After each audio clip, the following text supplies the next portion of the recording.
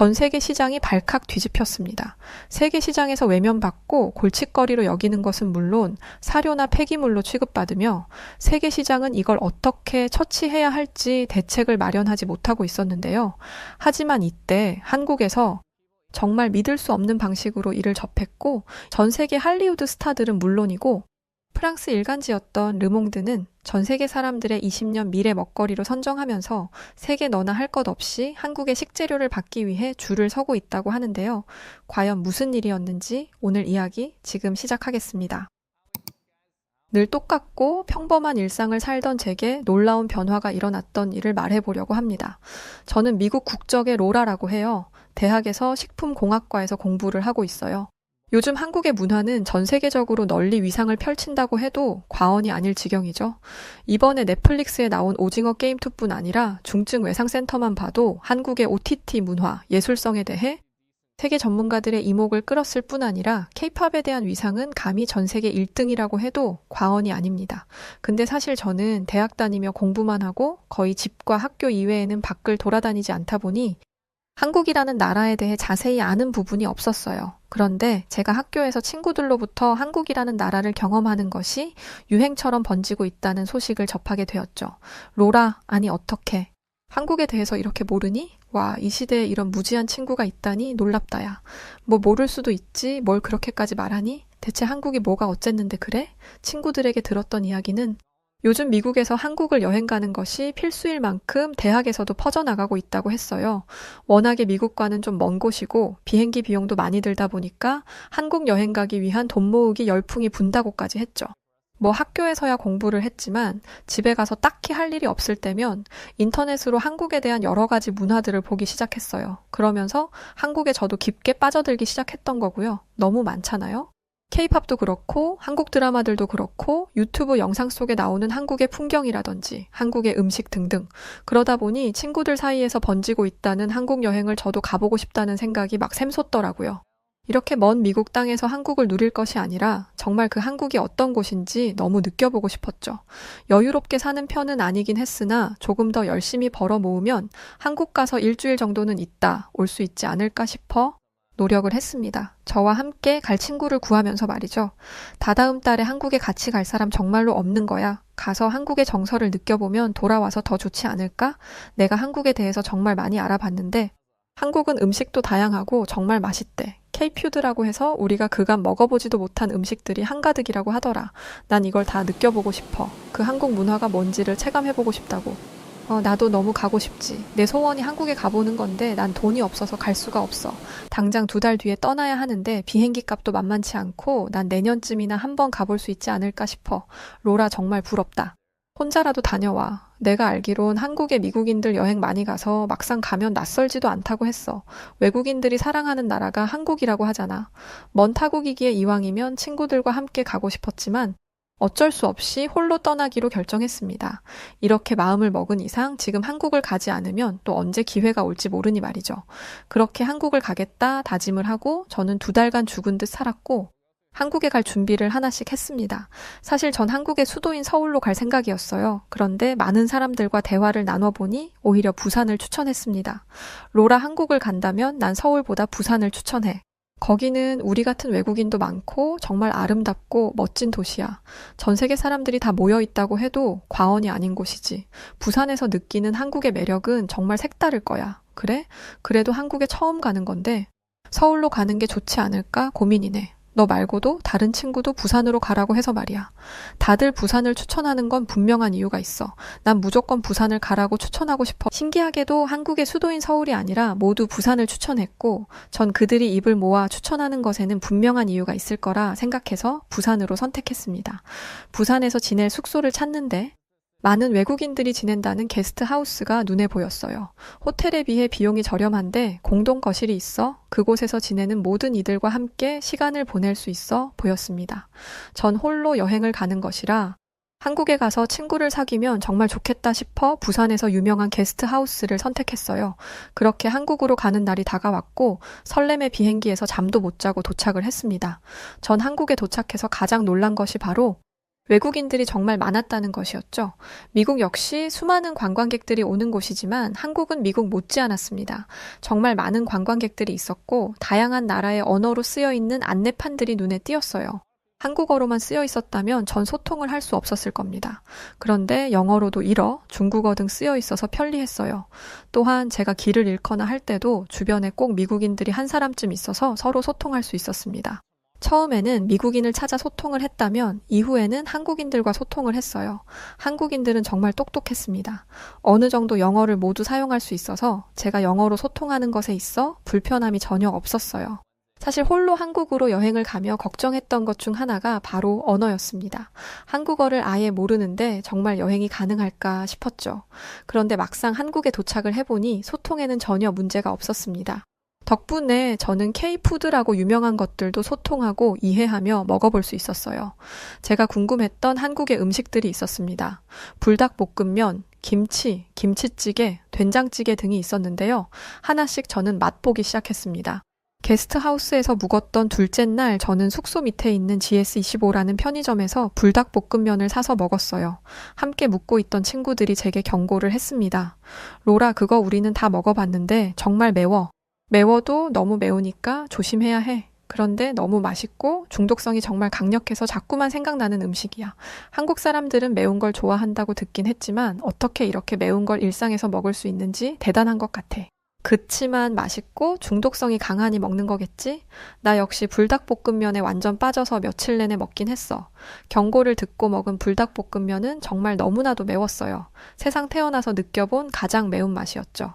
그런데 숙소 친구의 말처럼 정말 중독성이 강력했습니다. 먹고 또 먹을수록 자꾸만 먹고 싶은 그런 매력을 가진 음식이었어요. 아, 이게 바로 K-푸드의 매력인가? 정말 매워서 미국 음식이라면 절대 안 먹었을 매운맛인데 자꾸만 생각나고 젓가락을 멈출 수가 없잖아? 그렇게 전 하나씩 한국 음식에 도전을 해봤습니다. 부산에서 유명하다는 돼지국밥도 먹어봤죠. 처음에는 약간 누린내가 나는 듯한 돼지의 냄새에 거부감이 들어서 못 먹을 것 같았는데 막상 먹어보니 이 또한 매력적이었어요. 처음에는 뽀얀 국물 그 자체를 느끼며 먹다가 양념 같은 걸 풀어서 먹어보니 살짝 얼큰한 게 더 맛있었습니다. 한국에서 음식을 먹을수록 매운 걸 잘 먹는 사람으로 변해가고 있었어요. 제가 한국에서 머물 수 있던 시간은 고작 일주일이라 저는 이 일주일간 잠자는 시간도 아까워 잠을 쪼개자며 이곳저곳을 갔습니다. 부산에 있는 광안리 해수욕장도 가보고 해운대 해수욕장도 가봤어요. 송도 해수욕장에 있는 바닥이 투명한 관람차 같은 것도 경험해봤습니다. 그렇게 한국의 문화를 경험할수록 가까워진 기분이 들었어요. 비행시간은 무려 12시간 남짓으로 정말 먼 곳이지만 사람 사는 건 다 똑같구나 싶었습니다.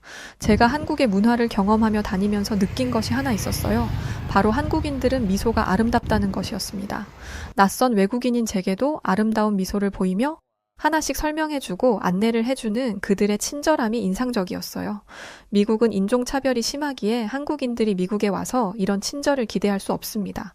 그러나 한국인들은 서양인이라고 해서 차별을 하는 것은 전혀 없었어요.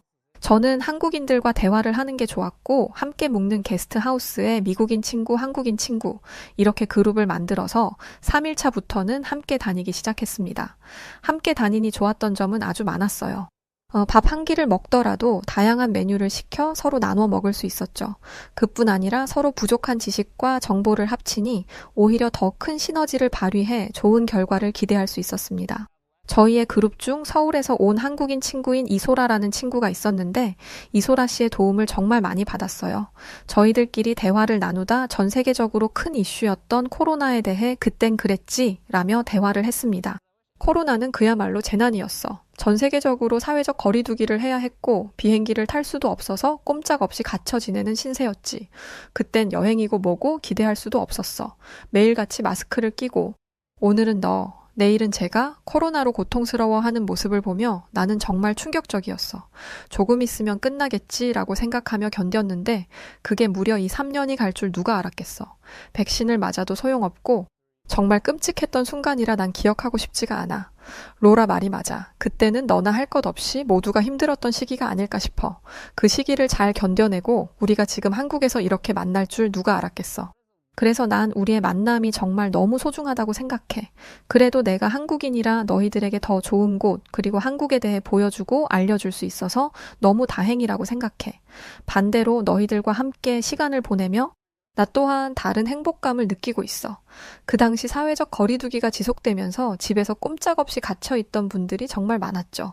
저 또한 그랬으니 말입니다. 그렇게 집에 있는 시간이 길어지며 우리들의 생활에도 많은 변화가 있던 것 혹시 기억하시나요?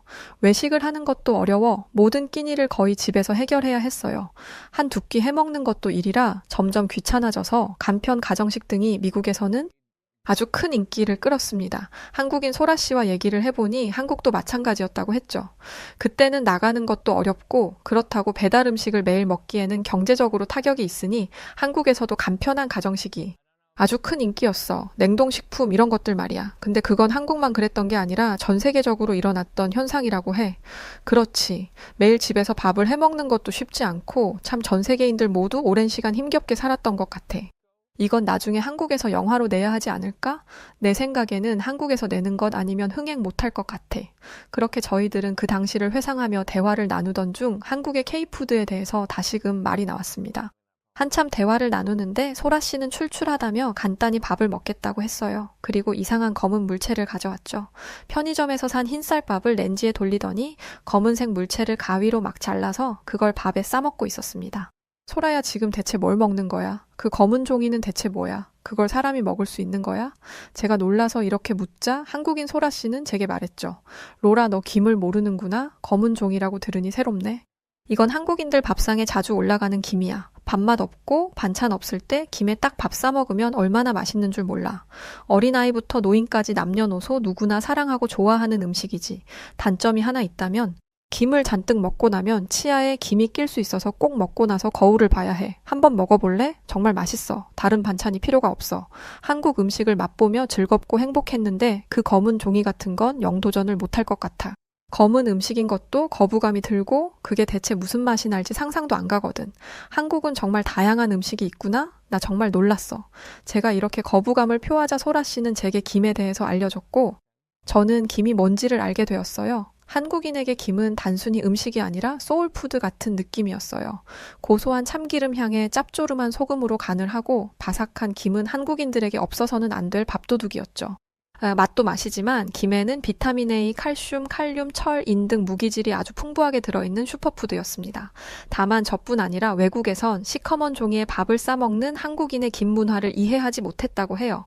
그러니 저 역시 보자마자 블랙페이퍼라며 거부감을 표한 것이 어쩌면 당연하기도 했습니다. 이렇게 인정받지 못하던 김이었지만 저 당시 저를 제외하고 이미 외국에서는 큰 인기를 끌고 있었고 전 뒤늦게 그 사실을 알았어요. K-팝을 비롯해 K-푸드까지 한류 열풍에 빠져있는 외국인들은 한국의 영화나 드라마를 통해 김을 접한 후 처음 시도해본 김맛에 너나 할 것 없이 빠지기 시작했죠. 그렇게 점점 수많은 외국인들이 한국의 김을 찾기 시작했다고 해요. 하나 놀라웠던 것은 2019년 7월경 프랑스 유력 일간지 르몽드 취재팀이 한국의 청정바다에서 생산되는 해조류의 우수성을 취재하려 한국을 방문했다고 합니다. 이 취재는 지구를 위해 해조류를 요리하는 한국이라는 제목으로 특집 분석 기사가 제재됐으며 한국의 해조류를 인류의 20년 미래 먹거리 중 하나로 선정했어요. 실제로 전 세계적으로 또 서양에서 지금껏 쓰레기로 버려지거나 사료공장으로 보내지던 김, 다시마, 미역 등의 해조류가 건강과 지구 환경에 얼마나 중요한 변화를 가져올지에 집중하면서 한국의 수산물인 김에 집중하고 있었죠. 실제로 아마존이 인수한 유기농 식품체인 홀푸드 마켓 역시 작년과 올해의 식품 트렌드로 김을 연속 선정했습니다. 제가 블랙페이퍼라며 인상을 쓰던 이 김은 단순한 음식이 아니라 한국이 오래도록 먹어본 수산물 중 가장 먼저 양식을 시작한 품목이었어요. 무려 380년의 역사를 지니고 있었다는 것에 저희 외국인들은 놀라움을 금치 못했습니다. 실제로 동국 여지승람에 의하면 김은 한국의 전라남도 광양군 태인도의 토산품이었고 1640년경 김여익이 처음 양식법을 개발해 자신의 성을 따 김이라고 불리게 되었다고 해요. 이러한 역사를 알고 다시 보니 김이 정말 위대해 보였습니다. 수많은 나라에서 잡초, 쓰레기 취급을 받던 음식인데 그걸 한국에서는 알차게 쓰고 있었다는 사실이 놀라웠어요. 마치 모두가 예라고 하는데 홀로 아니오라고 하는 한국의 모습. 그러나 그 결과는 거대한 성공이 기다리고 있는 듯 느껴졌습니다. 한국인 소라 씨가 김에 밥을 싸먹을 때 저희들이 놀랄 수밖에 없는 이유가 분명했어요. 이제야 저희 미국에서도 김대란 사태가 벌어질 정도로 인기를 끌고 있지만 생소한 음식이었으니 말이죠. 실제로 김을 먹기 시작한 것도 한국이 최초라고 합니다. 전 이 김 하나로 한국의 지난 역사에 대해서도 자세히 알 수 있었어요. 문헌상 김이 처음 나타난 것은 삼국유사에서 신라시대부터 김을 먹었다고 기록하고 있다고 합니다. 그리하여 김의 역사는 적어도 삼국시대부터 시작됐다고 볼 수 있다고 해요. 물론 전 이렇게 들어도 한국의 역사에 대해서 잘 모르지만 하나 확실한 것은 정말 오랜 세월과 역사를 지닌 위대한 K푸드라는 것은 알 수 있었습니다. 또한 수산물 생산량 통계가 시작된 1965년 김양식 생산량을 9,838톤으로 15억 정도의 수익이었다고 해요. 그러나 최근에는 생산량이 58배나 늘어난 57만 1,115톤으로 생산 금액은 385배 늘어난 5,740억으로 증가해 예나 지금이나 굉장한 역할을 하는 K푸드였습니다. 김은 그야말로 K푸드 대표 주자로 지난 2010년 수출 1억 달러를 달성한 후 2019년에는 5억 8천만 달러라는 큰 성장을 보이며 한국의 수산물 수출 품목 중 1위를 차지하고 있다고 해요. 한국 식품 산업에서 바다의 검은 반도체라 불릴 만큼 김은 위대했습니다. 한국인 소라 씨에게 김에 대한 역사, 또 한국의 역사를 듣고 나니 저는 김이 궁금해졌어요. 저는 제가 김을 모르고 산 줄 알았는데 갑자기 기억난 게 하나 있었습니다. 몇 년 전 제가 김을 본 적이 있었어요. 이건 뭐야? 검은 종인가? 이게 사람이 먹는 음식인가? 뭐 이런 걸 먹어? 어느 나라 음식이지? 딱 저렇게 말하고 지나쳤던 제 모습이 떠올랐습니다. 그 당시 저희들에게 검은 종이 정도로 여겨지며 바다의 잡초라고 불리고 생김새 그리고 색깔에서부터 거부를 당했던 음식이었죠. 그 뒤로 떠올리지도 생각도 하지 않고 몇 년이 흘렀던 겁니다. 몇 년이 흐르고 한국에 와서 우연히 좋은 한국인 친구를 만나 그 음식에 대해 다시 알 수 있다니 전 정말 운이 좋은 사람이라 생각했어요. 만약 한국인 소라 씨를 만나지 못했더라면 전 여전히 김을 떠올리지도 않고 살았을 겁니다. 전 이 놀라운 소식을 미국에 있는 친구들에게 전해주고 싶었어요. 친구들은 제가 한국에 있는 것을 너무도 부러워했고 한국에서 보고 먹은 것들을 실시간으로 공유해주고 있었죠. 너희들 K푸드 중에 김이라고 알아? 검은 종이처럼 생긴 건데 당연히 알지.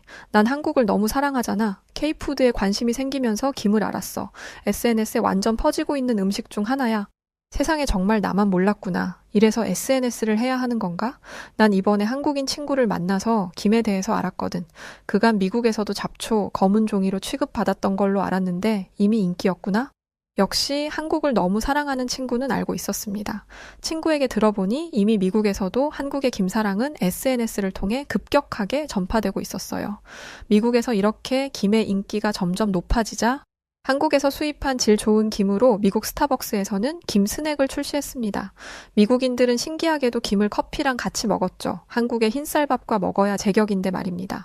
이 밖에도 김 초콜릿, 김 아몬드, 김잼, 김빵 등 김을 응용한 간식들이 개발되고 있었어요.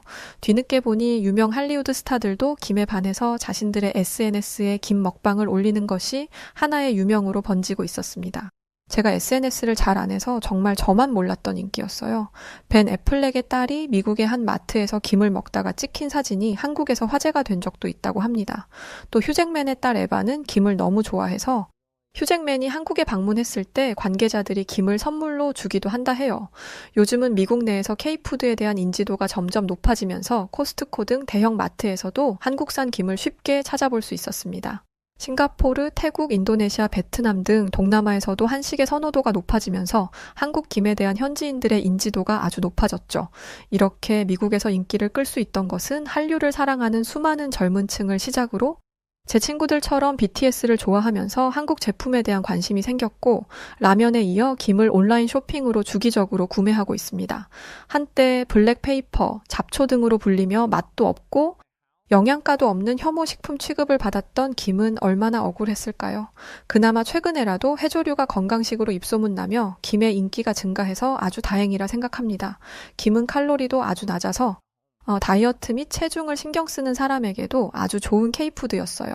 특히나 한국의 조미김은 짭짤하고 고소해서 완전히 차별화된 맛을 가져서 더 인기가 높을 수밖에 없다고 생각합니다.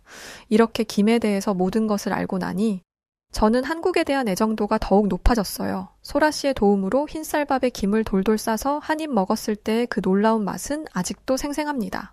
바삭하고 짭조름한 김과 쌀밥의 조화는 예술이었어요. 이건 불닭볶음면처럼 맵지도 않아서 제가 먹기에 아주 좋았습니다. 저희들끼리 김맛을 한참 보다가 남은 불닭볶음면까지 곁들여서 먹으니 더 좋았어요. 매콤하고 자극적인 불닭볶음면과 짭조름하고 고소한 김은 사랑하지 않을 수 없는 맛이었습니다. 전 미국으로 돌아가기 전에 꼭 이 김을 사서 가고 싶었어요. 그래서 한국인 소라 씨에게 물었죠. 부산에서 정말 맛있는 김을 사려면 어디로 가야 할까? 미국에 돌아가기 전에 꼭 사서 가고 싶거든? 내가 직접 먹어보고 눈으로 보고 말이야. 이왕이면 지인들 선물로도 사고 싶고. 그러자 소라 씨는 저를 부산의 기장으로 데려갔어요. 기장에는 기장시장이라고 있었는데 국물을 우려낼 때 사용하는 디포리, 기장미역, 김 등을 살 수 있었습니다. 기장시장에 도착해서 건어물 가게를 찾으며 걸어 다녔는데 보기만 해도 참 흥미로웠어요. 그렇게 도착을 해서 보는데 김도 종류가 아주 많았습니다. 제가 소라 씨와 먹었던 김은 조미김이었고 기장시장에 가보니 훨씬 두툼한 곱창김이 보였죠. 로라 곱창김도 정말 맛있어. 조미김보다 비싼데 이 곱창김의 매력은 조미김처럼 짭조름한 맛은 없고 오직 김맛 그 자체를 느낄 수 있어. 사실 난 조미김보다 곱창김을 더 좋아하긴 해. 후라이팬을 달군 다음 거기에 곱창김을 올려서 살짝 구워 먹으면 진짜 밥도둑이야. 정말 김이 하나가 아니구나. 곱창김이라니 참 신기하다. 우리 며칠 전에 먹었던 그 곱창이랑은 다른 건가? 왜 이름이 곱창김이지? 그렇게 전 소라 씨의 도움으로 곱창김도 사고 조미김도 샀습니다. 사기 전에 가게 사장님께서 곱창김을 맛보라고 조금 잘라주셨는데 정말로 조미김과는 맛이 전혀 달랐어요. 같은 김인데 말이죠. 한아름 사들고 다시 숙소로 왔는데 이날부터 가는 날까지 저는 숙소에서 밥을 먹을 때 꼭 김을 먹었습니다. 우연히 간 식당에서 김이 나오면 그렇게 반가울 수가 없었죠. 완전히 김의 매력에 홀딱 빠져서 남은 시간을 보냈던 저였습니다. 한국으로 여행을 오기 전까지 늘 똑같은 일상을 살았던 저였지만 뭔가 한국에서 보낸 그 일주일의 시간이 제게 큰 변화를 줬어요. 미국에 돌아가서 원래 살았던 것처럼은 정말 살기 싫은데 나도 뭔가 할 수 있는 게 없을까? 일주일 내내 이 생각을 하며 살았던 저는 큰 변화는 아니더라도 제 인생에 변화를 주고 싶었고 하나 다짐을 해봤습니다. 제가 한국의 매력에 빠지기도 했지만 실제로 미국에는 한류 열풍이고 이게 식을 거라는 생각은 들지 않았어요. 그렇다면 제가 이 한류 열풍을 이용해서 일을 한다면 어떨까 싶었죠. 가방끈도 짧고 똑똑하지 못한 머리를 갖고 있었지만 성공에 대한 갈증이 컸습니다. 그래서 전 많은 사람들이 사랑하면서도 잘 모르는 K푸드를 알리며 판매를 하기로 결정했어요. 물론 한국인 친구 소라 씨의 도움이 필요했습니다. 소라야, 내가 미국에 돌아가서 말이야. 한국에서 유행하는 것들이나 미국에서 유행하지만 내가 몰라서 놓치는 것들이 있을 거야. 이런 걸 알려준다면 내가 솔에게 일정 금액을 지불할게. 나 정말 새로운 도전 해보고 싶은데 도와줄 수 있을까? 물론이지 로라가 미국에서 K푸드를 판매한다면 우리나라에도 좋은 일이잖아. 널리 알릴 수 있는데 말이야. 난 유행에 아주 민감하고 빠릿하게 아는 편이니 내가 도와줄게. 어떻게 보면 정말 무모한 도전이고 팔랑귀라고 생각할 수 있었죠. 그러나 전 뭔지 모를 자신감이 난생 처음 있었습니다. 아쉽지만 한국에서의 일주일을 마무리하고 전 미국으로 돌아갔어요. 그리고 자신감과 열정을 도대체 어떻게 풀어야 할지 고민을 많이 했습니다. 미국에는 이미 수많은 한인마트에서 K푸드를 팔고 있었고 전 시장조사 차원으로 수많은 곳을 돌아다녔어요. 그리고 문제점 하나를 발견했습니다. 아무래도 한국에서 가져오는 음식들이니 값이 높을 수밖에 없지만 비싸도 너무 비쌌어요. 제가 한국에서 샀을 때 가격이 있는데 말이죠. 그뿐 아니라 정말 유명한 것들은 이미 품절로 재고가 아예 없어서 살 수 없었습니다. 그럼 아쉬운 발걸음을 하는 미국인들이 자꾸만 생길 것이고 아쉬움에 다른 K푸드를 구매하고 가는 시기였죠. 그래서 전 이 사업의 방향성을 확실하게 정할 수 있었습니다. 바로 유행을 앞서 나가는 것과 그만큼의 재고를 확보하는 것, 그리고 너무 높지 않은 평범한 가격으로 경쟁하는 것이었어요. 이 정도면 충분히 경쟁력이 있어서 대형 한인마트와 겨누어 볼 때 성공할 가능성이 높아 보였습니다. 제가 돈이 많은 것도 아니기에 부모님의 도움을 일부 받아서 적당한 규모의 1층 가게 자리 하나를 마련했어요. 그리고 너무 삭막하지 않은 분위기로 꾸미고 진열대를 쭉 놨습니다. 소라 씨와 시차도 없이 정말 많은 연락을 했고 소라 씨의 도움을 받아 전 세계적으로 인기인 K푸드를 제 가게에 채워넣기 시작했어요.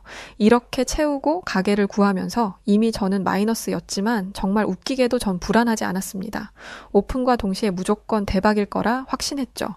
가게 오픈 준비를 마친 후 제 가게를 널리 알려야 했어요. 이때 저는 저희 가게 SNS를 처음으로 개설하였고 영상들을 편집해 올리며 스스로 광고를 했습니다. 오픈 첫날 제가 예상한 것보다 더 많은 손님들이 찾아주셨고 유행하는 K푸드가 이곳에는 있다는 SNS의 인증 덕분에 많은 손님들을 확보할 수 있었어요.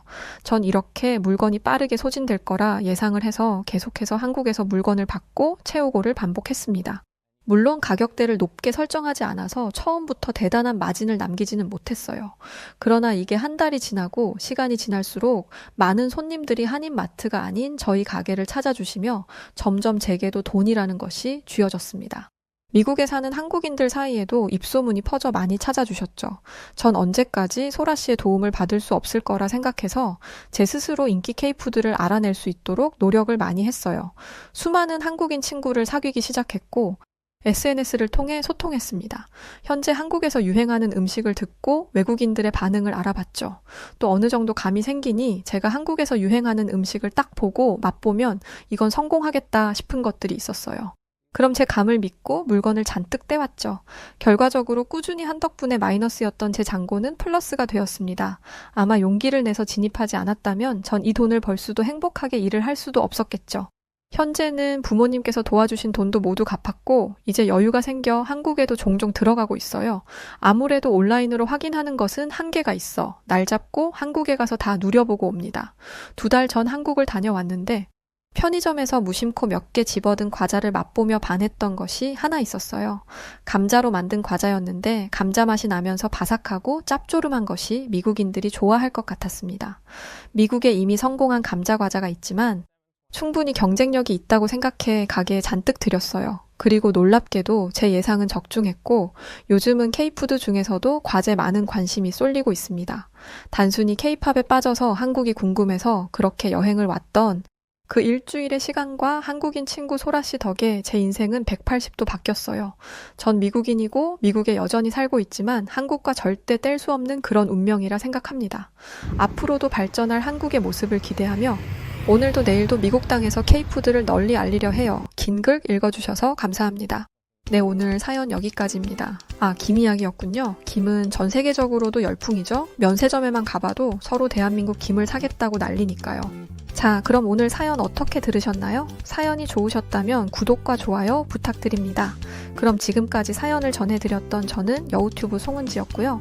더 좋은 영상으로 다시 찾아뵙겠습니다. 영상 봐주셔서 감사드려요. 그리고 늘 고맙고 사랑합니다. 항상 건강하세요.